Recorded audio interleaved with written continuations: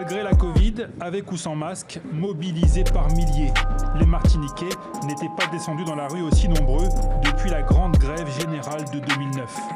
Nous sommes tous empoisonnés, des niveaux astronomiques, 92% de la population. Des chiffres validés par les autorités sanitaires françaises. Plus de 90% des adultes en Martinique, mais aussi en Guadeloupe, sont contaminés par le chlordécone. Cet insecticide pulvérisé de 1972 à 1993 dans les bananeraies a pollué non seulement les productions agricoles, mais aussi l'eau, autorisée alors que sa toxicité était connue depuis les années 60.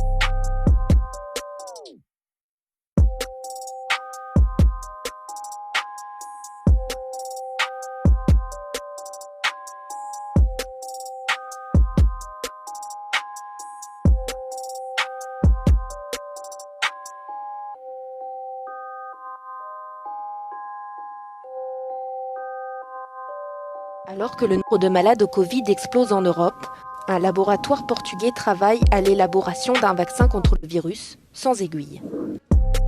Développé par des chercheurs de l'Institut Polytechnique de Porto, ce vaccin serait à ingérer sous forme de yaourt ou de jus de fruits.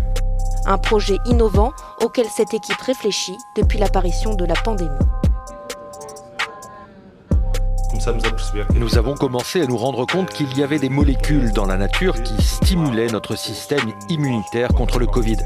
Sans être des vaccins naturels, c'est-à-dire sans être des anticorps, cette substance va stimuler le système immunitaire pour l'aider à mieux combattre l'agression. Et nous choisissons des produits de la nature dont nous savons qu'ils sont conçus pour combattre, ou plutôt pour stimuler le système immunitaire contre le Covid.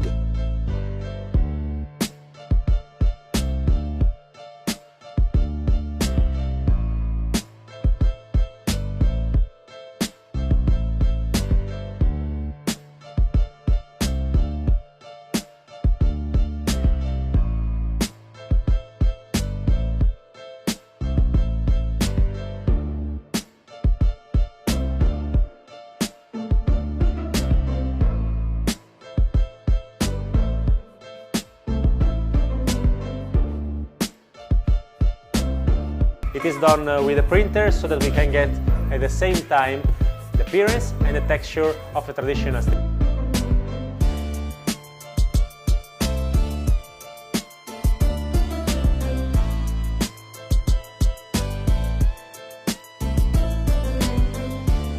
Imagine the future where somebody can have these machines at home and create customized food in their kitchen.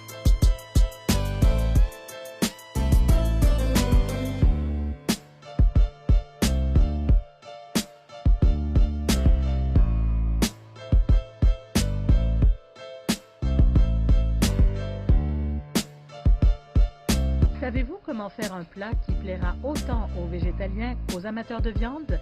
Cette machine d'impression 3D le fait. Avec des matières végétales, elle imprime des plats qui ressemblent à de la viande.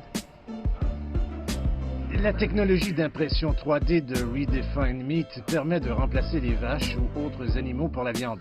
Nous visons à créer des textures et des saveurs et à tout combiner pour que cela ressemble à de la véritable viande. Le bien-être animal et l'environnement suscitent une inquiétude croissante, de sorte que les produits à base de plantes qui imitent la viande gagnent en popularité.